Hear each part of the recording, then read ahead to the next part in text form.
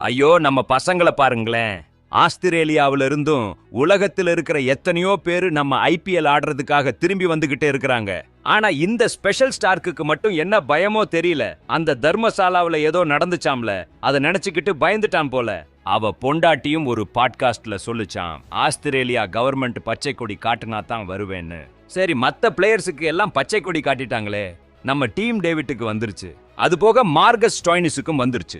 இன்னும் எத்தனையோ ஆஸ்திரேலியாக்காரங்க வர்றாங்களாம். நம்ம ஜோஷ் ஹேசல்வுட் கூட வரப்போறாருன்னு சொல்றாங்க. இத்தனை பேரு திரும்பி வர்றப்ப இந்த மிட்செல் ஸ்டார்க் மட்டும் வரமாட்டேன்னுட்டான் பாருங்க. மிட்செல் ஜான்சன் சொன்னதை ரொம்ப சீரியஸா எடுத்துக்கிட்டான் போல இருக்கே. இந்தியாவுக்கு வராம இருக்கிறதுனால ஸ்டார்க்குக்கு எவ்வளவு கோடியில நஷ்டம்னு அப்புறமா சொல்றேன். முதல்ல ஆஸ்திரேலியாவோட முன்னாள் கிரிக்கெட் பிளேயர் மிட்செல் ஜான்சன் என்ன சொன்னாருன்னு கேளுங்க. ஆஸ்திரேலியா பிளேயர்ஸ் இந்தியாவையும் பாகிஸ்தானையும் இந்த மாதிரி சூழ்நிலையில போக வேணாம்னு அட்வைஸ் பண்ணியிருந்தாரு அவரு. ஆனா இப்ப பாருங்க, கொஞ்ச நாளா நிலைமை சுத்தமா மாறி போச்சு. சண்டை சச்சரவெல்லாம் இல்லாம எல்லாம் அமைதியா இருக்கு. ஐபிஎல்ல மறுபடியும் ஆரம்பிக்கிறதுக்கு ரெடி ஆகிக்கிட்டு இருக்கிறாங்க. அப்ப மிட்செல் ஜான்சன் என்ன சொன்னாருன்னா, உயிரும் பாதுகாப்பும் தான் ரொம்ப முக்கியம், பணக்கார செக் முக்கியம் இல்ல. ஒருவேளை நான் முடிவு எடுக்க வேண்டியிருந்தா இந்தியாவுக்கு திரும்பி போய் டோர்னமெண்ட்ல கலந்துக்கிறதா இல்ல வேணாமான்னு அது ரொம்ப ஈஸியான முடிவா இருக்கும். என் பதில் இல்லைன்னு தான் இருக்கும். இது ஒவ்வொரு பிளேயரோட தனிப்பட்ட முடிவு. எந்த பிளேயரையும் கட்டாயப்படுத்த கூடாது, இல்ல அவங்க திரும்பி போகணும்னு ஃபீல் பண்ண கூடாதுன்னு சொன்னாரு. அதுக்கப்புறம் ஜான்சன் சொல்றாரு, அது ஐபிஎல் இருந்தாலும் சரி, பிஎஸ்எல் இருந்தாலும் சரி, இந்த விஷயம் ரெண்டுத்துக்குமே பொருந்தும். இந்த ரெண்டு டோர்னமெண்ட்டையும் இப்பவே நிறுத்திடணும், இல்ல லொகேஷனை மாத்துறத பத்தி யோசிக்கணும். ஆனா அது ஒரு பெரிய பண பிரச்சனையா வந்துடும். கடைசியா முடிவு எடுக்கிறது ஒவ்வொருத்தருக்கும் எது ரொம்ப பாதுகாப்பாவும் சரியாவும் தோணுதோ அதை வச்சுதான் இருக்கணும். வெறும் பிரான்சைசியோட வாக்குறுதிக்காகவோ இல்ல டோர்னமெண்ட் ஜெயிக்கணும்ன்ற ஆசைக்காகவோ இருக்கக்கூடாதுன்னு சொன்னாரு.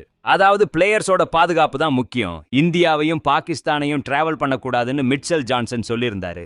கவர்மெண்ட் சொல்றத கேட்கறதுக்கு பதிலா மிட்செல் ஸ்டார்க் ஜான்சன் பேச்சை கேட்டு இந்தியாவுக்கு வரமாட்டேன்னு முடிவு பண்ணிட்டான் போல.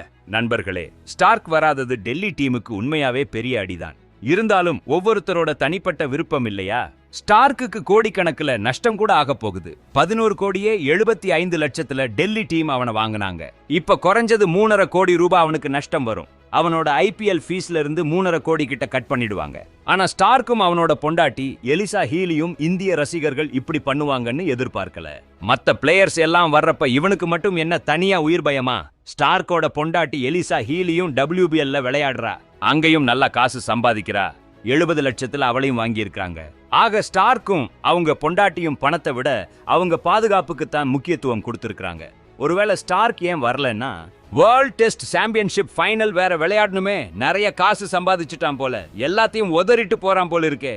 வந்த வரைக்கும் லாபம்னு நினைக்கிறான் போல. மறுபடியும் இந்தியாவுக்கும் பாகிஸ்தானுக்கும் சண்டை வந்துருமோன்னு பயந்துருக்கலாம். இல்லன்னா 26 கிட்ட திரும்பவும் வேர்ல்ட் டெஸ்ட் சாம்பியன்ஷிப் ஃபைனலுக்காக வரணுமேன்னு நினைச்சிருக்கலாம். அதனால பணத்தை விட மேலன்னு ஒரு முடிவு எடுத்திருக்கான் போல இருக்கே ஸ்டார்க். டெல்லி டீமை கஷ்டத்துல ஆழ்த்திட்டானே இந்த ஸ்டார்க். அவனோட இந்த முடிவை பத்தி நீங்க என்ன நினைக்கிறீங்க? ஸ்டார்க் இப்போதைக்கு வரமாட்டான். ஸ்டப்ஸ் குவாலிஃபயருக்கு முன்னாடியே போயிடுவான். 2 பெரிய பிளேயர்ஸ் இல்லாம டெல்லி டீமுக்கு முக்கியமான மேட்ச்ல ஜெர்னி ரொம்ப கஷ்டமா தான் இருக்க போகுது. ஸ்டார்க்கோட இந்த முடிவை பத்தி உங்க கருத்தை கமெண்ட் பாக்ஸ்ல கண்டிப்பா சொல்லுங்க. கூடவே நம்ம பப்ளிக் மீட்டரை பார்த்துக்கிட்டே இருங்க. சேனலை சப்ஸ்கிரைப் பண்ணுங்க. வணக்கம். மறக்காம லைக் பண்ணுங்க, ஷேர் பண்ணுங்க. நம்ம நியூஸ் கிரிக் சேனல் சப்ஸ்கிரைப் பண்ணுங்க.